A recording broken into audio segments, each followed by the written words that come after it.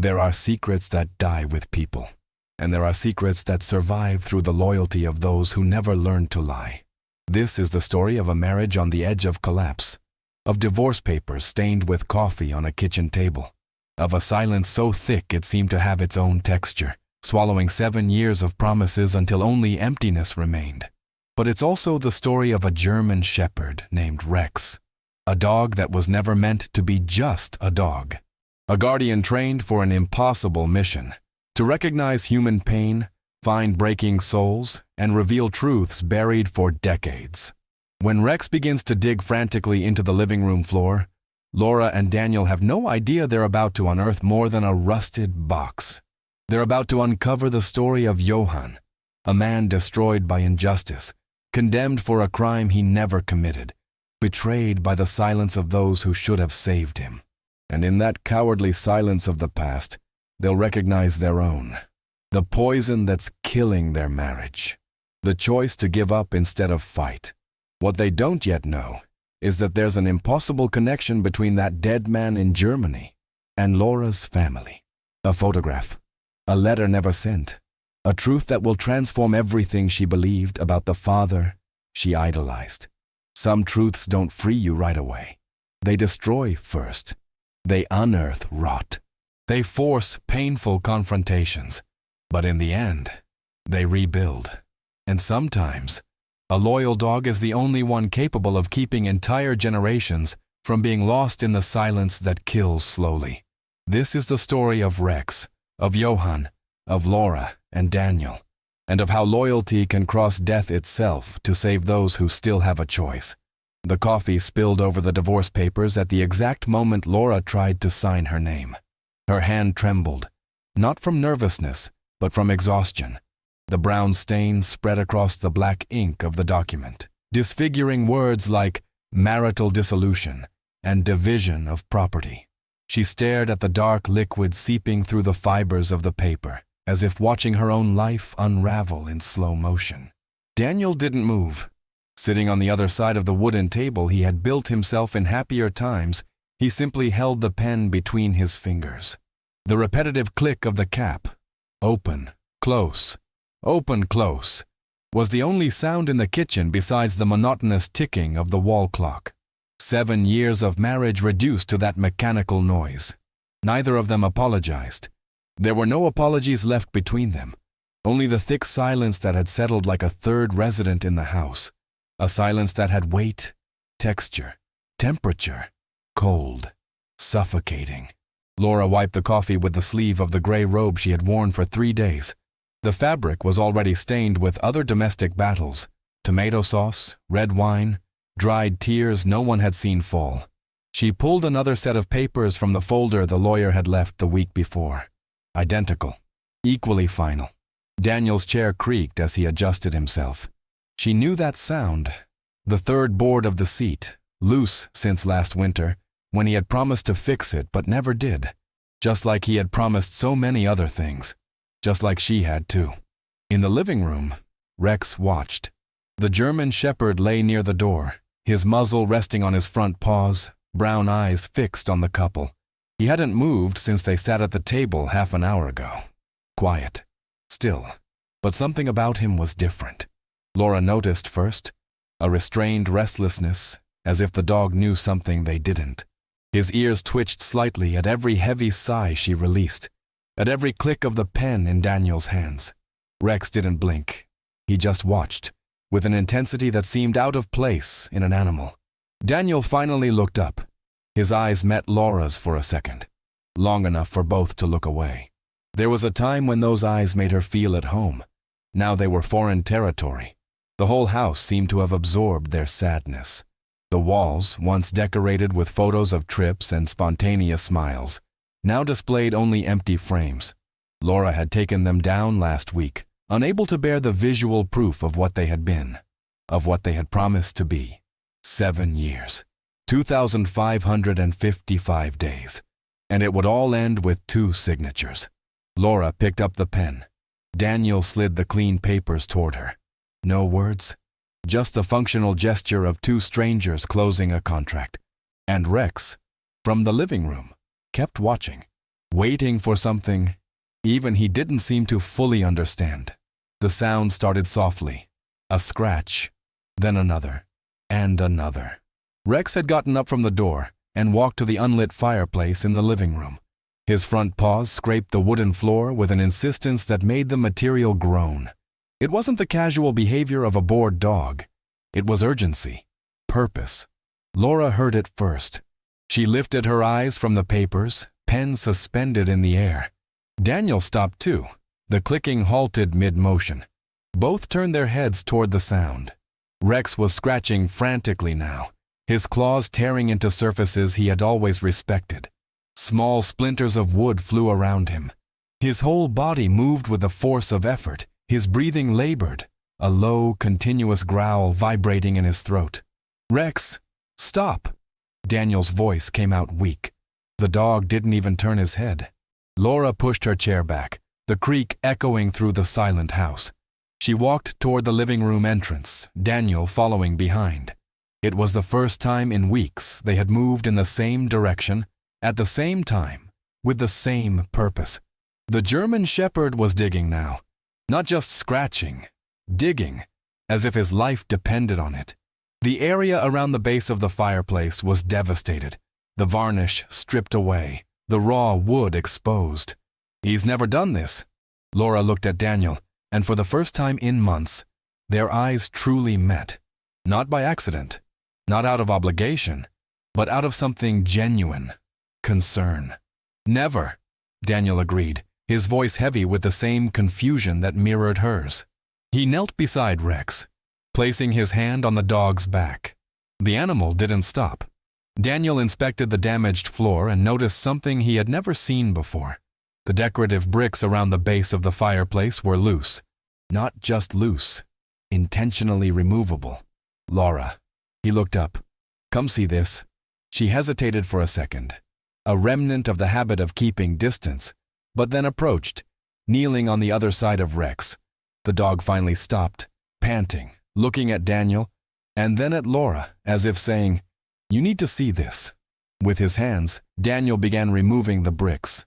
They came off easily, one by one, revealing a hollow space behind the structure. Laura instinctively reached out, helping to remove the pieces of masonry. Their fingers almost touched as they reached for the same brick. Neither of them said a word. Rex sat down, watching, waiting. Daniel reached into the dark hole. His fingers met cold metal. He pulled it out.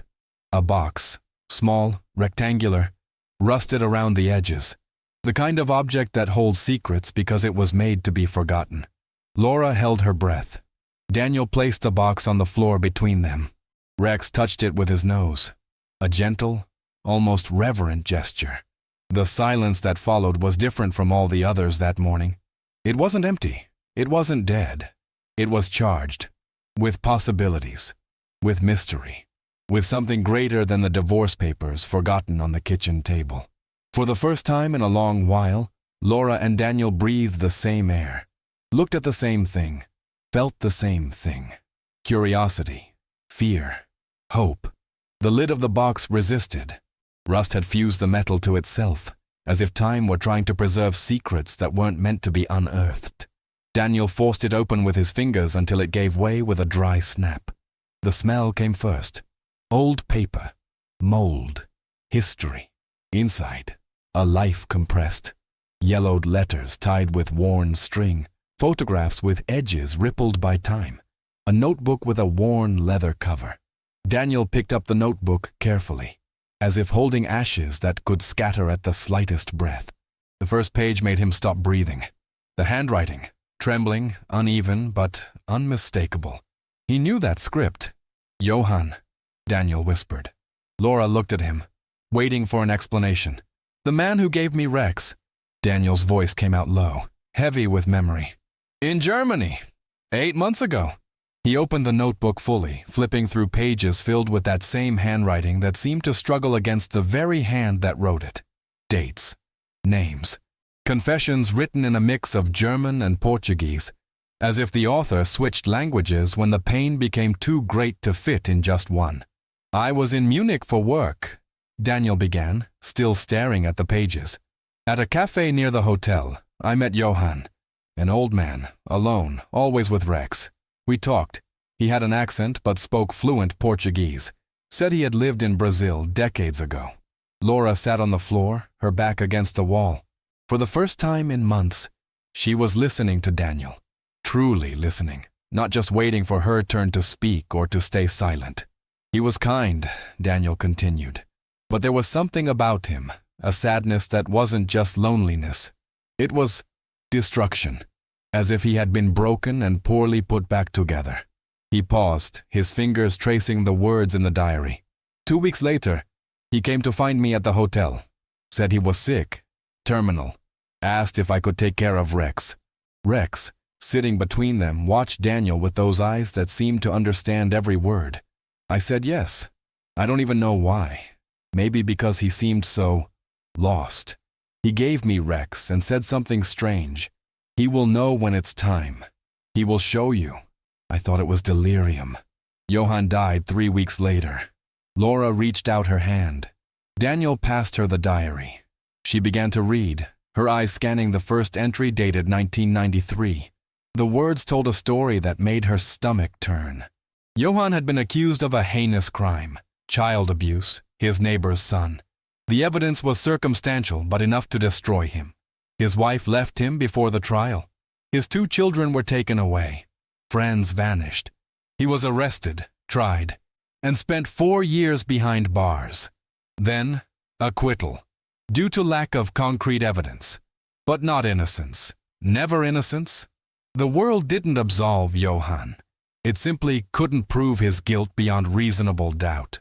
He left prison in 1997 to a world that still saw him as guilty.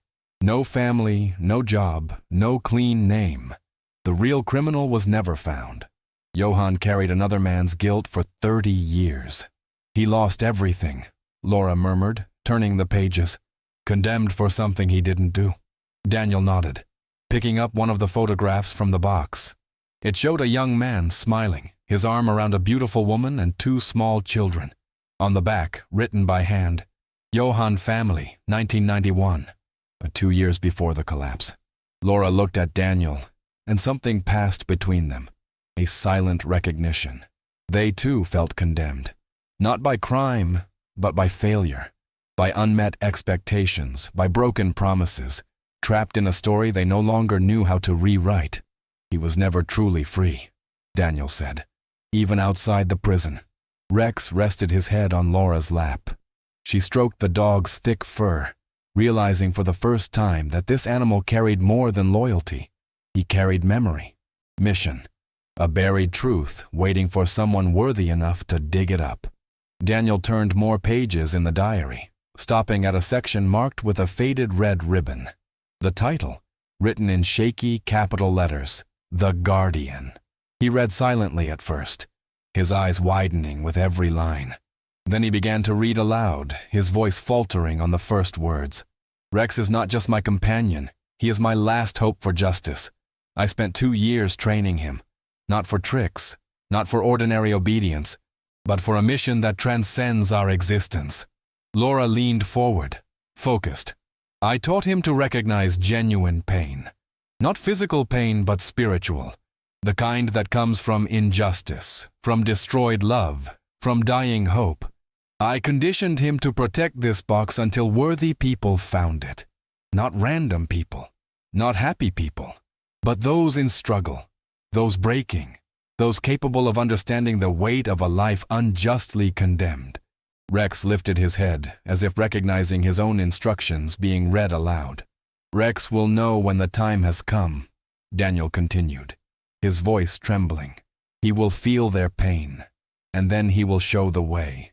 Because only those who know injustice can recognize injustice. Only those who are breaking can understand what it means to be broken.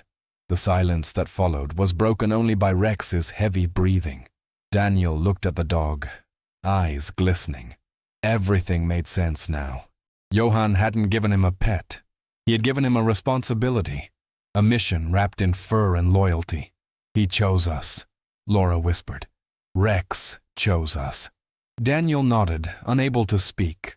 Laura picked up the tied letters. The string came undone easily in her hands, as if it had been waiting for that moment.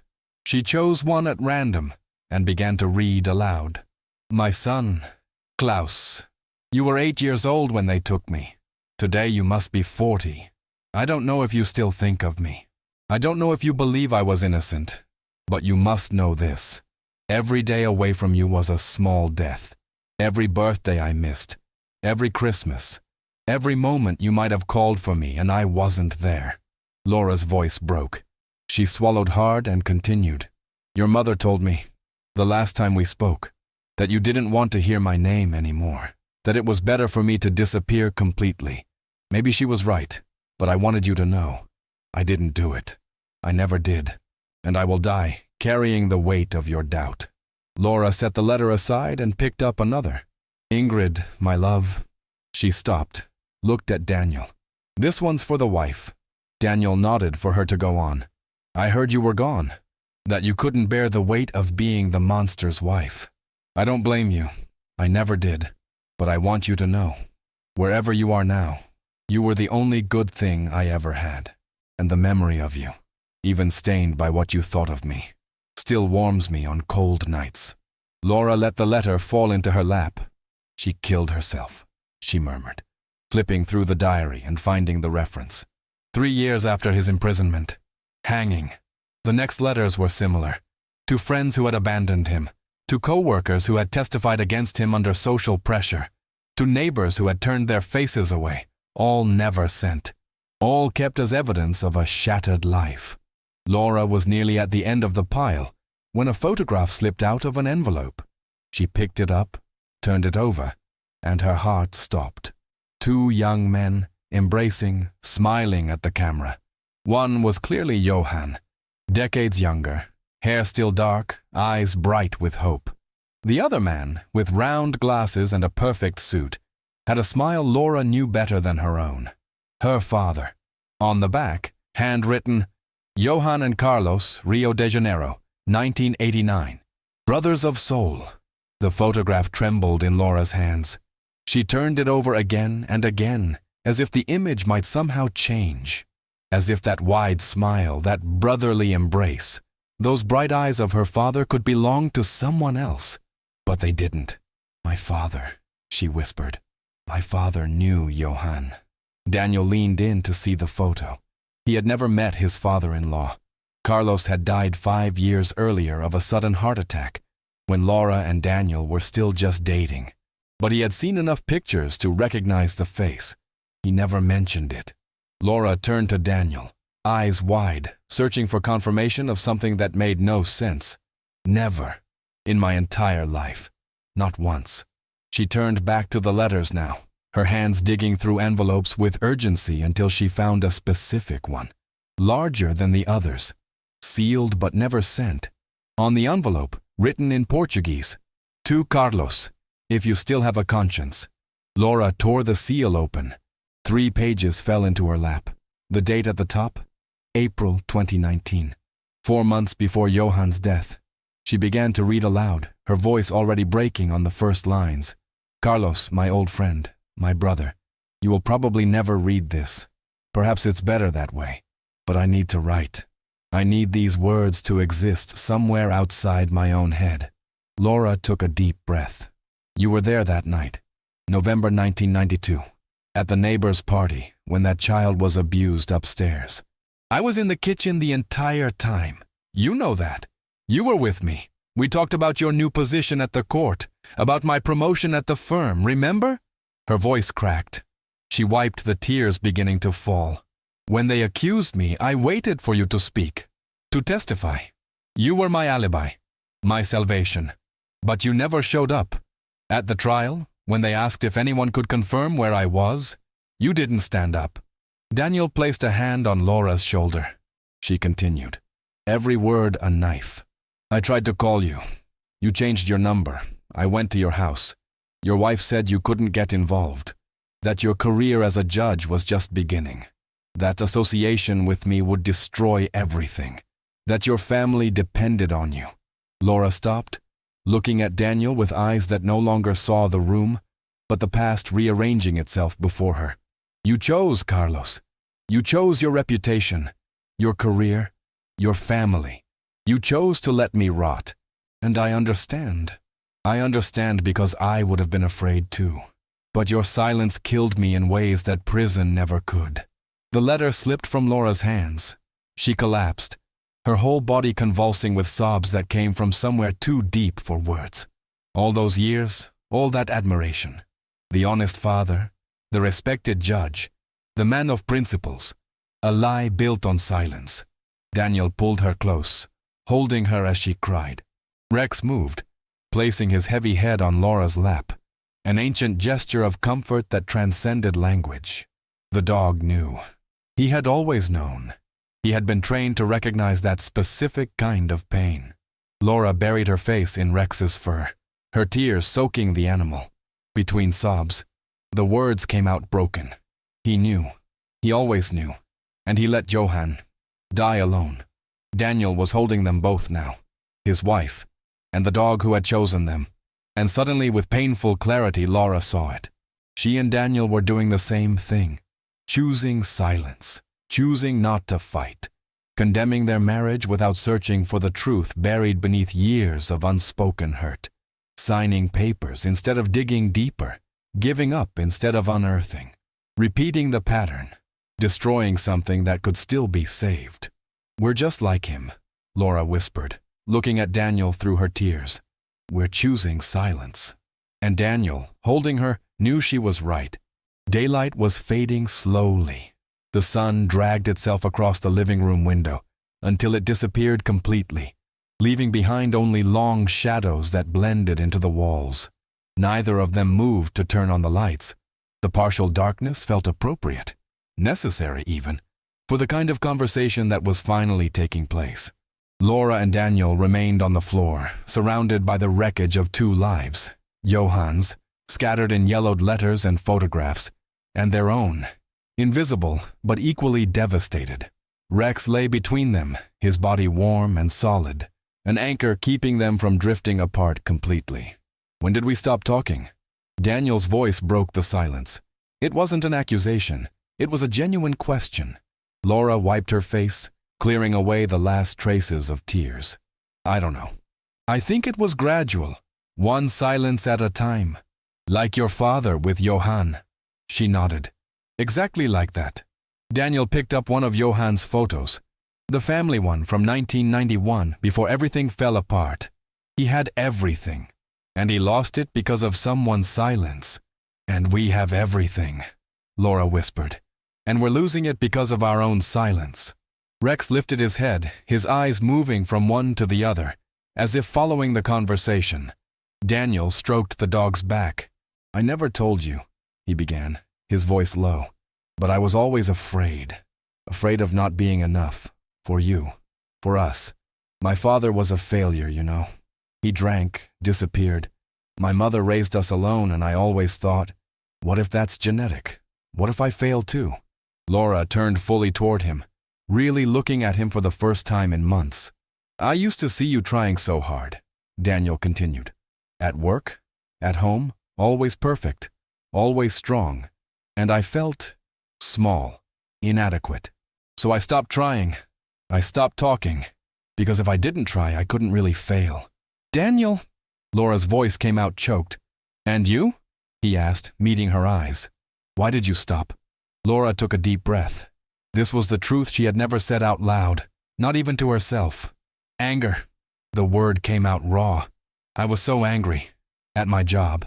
At how invisible I felt. At how you seemed to stop seeing me. But I never said anything because women like me aren't supposed to be angry. Daughters of judges. Respectable professionals. We swallow it. We smile. We function. She looked at the photo of her father beside Johan. Just like my father swallowed the truth. Functioned. Built a perfect life on top of silence. Her voice trembled. And I did the same thing. I swallowed the anger until it poisoned me. Until it poisoned us. Daniel reached out his hand. Laura took it.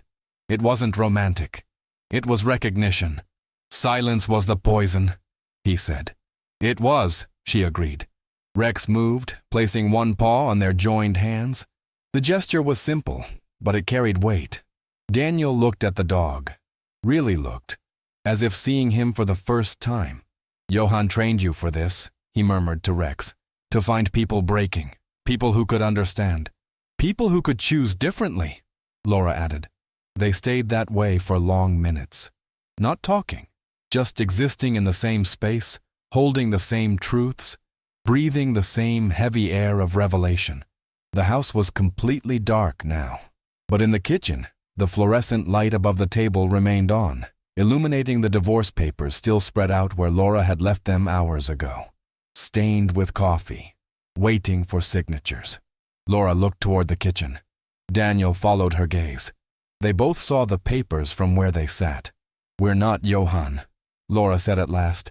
"We still have a choice." "We do," Daniel agreed. "And we're not my father. We don't have to choose silence." "We don't." Rex stood, stretched, and walked toward the kitchen. He stopped in the doorway, looking back as if to say, "Come, see what you were about to do." Laura and Daniel stood up together, helping each other. They walked to the table. The papers looked different now. Not inevitable, but a choice. A choice they didn't have to make. Daniel picked up the documents. Laura placed her hand over his. "Not today," she said. "Not today," he repeated. It wasn't a magical solution. It wasn't a happy ending. It was just a crack in the armor they had both built. A fissure letting light in, letting air circulate, letting possibility breathe. And Rex, guardian of memories and messenger across generations, sat between them. His mission complete. Not to save, but to reveal. To show the way. The rest was up to them. The Munich prosecutor's office received the package 3 weeks later. Inside were meticulously organized copies. Johann's diary, the unsent letters, dated photographs, and the most important confession. The letter addressed to Carlos, detailing his presence on the night of the crime. Laura had also included her own letter, explaining who Carlos was. Judge Carlos Mendez, deceased, who could have testified but chose silence instead. Daniel photographed every page before they sent it. They needed records. They needed proof that they had chosen differently. The process was slow. Bureaucracy crosses oceans with difficulty. But 6 months later, the call came. A voice in Portuguese with a German accent. "Klaus, Johann's eldest son. Is it true?" His voice trembled through the phone. "My father. He was innocent," Laura said, gripping the receiver tightly. "He always was." The silence on the line lasted an eternity. Then, a sob. Deep, raw. Decades of doubt shattering in a single moment. "I was 8 years old," Klaus finally said. 8 when they took him. My mother made me promise never to speak to him again. Said he was a monster. I believed her. God, I believed her. "You were a child," Laura whispered. "It wasn't your fault. He died alone." Klaus's voice broke completely. "He died thinking I hated him. He died knowing the truth would survive," Daniel said, taking the phone from Laura's hand. "He trained a dog to make sure of it, to find someone who could tell his story." 2 weeks later, Klaus and his sister, Anna, stood at Laura and Daniel's doorstep, both in their 40s, carrying on their faces the marks of lives built on lies. Rex was the first to notice. He rose from his place by the fireplace, now rebuilt, the bricks back in place, and walked to the door before it was even touched. When Laura opened it, the dog stopped in front of the 2 strangers, his whole body vibrating with ancestral recognition. Klaus knelt immediately. "Rex," his voice was pure emotion. "You were with him, in his final years." Rex stepped closer, resting his head on Klaus's shoulder, and the man broke down. Anna joined him on the floor, both of them embracing the dog who had been the last living link to a father they had never truly known. "He loved you so much," Anna whispered to Rex. "We saw the photos, the diary. You were everything to him." Laura and Daniel watched from the doorway. It wasn't their moment. It was Rex's and Johann's children's moment to finally meet. Too late for Johann, but not too late for his memory. Inside the house, sitting at the same table where the divorce papers had almost been signed, Klaus and Anna read every page of Johann's diary. They cried. They laughed at old memories buried under layers of forced shame. And they gave thanks, not only to Laura and Daniel, but to Rex, the guardian who had kept the truth alive. The case has been officially filed as a recognized miscarriage of justice, Klaus said, handing them official documents. His name has been cleared. Late, but cleared. Laura looked at the papers. Official recognition of innocence. A state apology. Small words trying to mend decades destroyed. And your father? Anna asked gently. Carlos. Will you? I'll confront his memory. Laura interrupted, her voice steady. Not with hate, with truth. He won't have a hero's grave built on silence. Daniel placed his hand over hers. Shared purpose. Shared fight. Justice had come late for Johann, but it had come. And in the process of seeking it, Laura and Daniel found something they thought they had lost. A reason to fight. Together. 8 months later, the house was no longer cold. Not that everything had become perfect. Laura and Daniel still argued. They still disagreed. There were still hard mornings and heavy nights. But now they talked. They said the hard truths. They no longer swallowed the poison of silence. The divorce papers had been destroyed on a Tuesday afternoon, without ceremony. Daniel tore them up. Laura threw them away. It wasn't a dramatic gesture. It was a conscious choice, a daily one, to rebuild instead of give up. Rex slept near the fireplace. He had visibly aged over the past few months. The once dark fur now had white strands around his muzzle. His movements were slower, more deliberate, as if an invisible weight had been lifted, and he could finally rest. Daniel watched him from the armchair, a cup of coffee between his hands. The fireplace had been rebuilt, the bricks perfectly set back into place. But the house was different, transformed not by the renovation, but by what had been revealed, by the truths unearthed, by the conversations that had taken place on that living room floor. Laura entered quietly, sitting beside Daniel. They said nothing. They simply watched Rex breathe, his chest rising and falling in a steady rhythm. He knew. Laura finally murmured. He did, Daniel agreed. Johann would never know Laura and Daniel. He would never know that his final mission, entrusted to a loyal dog, would save a marriage on the edge of collapse. That his pain, his injustice, his buried truth would serve as a mirror for two people who had been repeating destructive patterns without realizing it. His legacy wasn't in grand deeds. It was there, in that room, in that imperfect but honest marriage, in the loyalty of a dog who had fulfilled his mission with impossible precision. The sun began to set, bathing the room in gold. Laura and Daniel stood and walked to the window. Rex followed slowly, positioning himself between them. The three watched the horizon in silence. No words were needed. Only presence, only choice, only the quiet certainty that some truths don't set you free right away. They destroy first, unearth rot, force painful confrontations, shatter idealized images, expose buried cowardice. But in the end, they rebuild. They reconstruct on more honest foundations, stronger, truer. And sometimes, a loyal dog is the guardian who keeps entire generations from being lost in the silence that kills slowly. Rex rested his head on Laura's leg. She stroked his graying fur. "Thank you," she whispered. The dog closed his eyes. Mission accomplished.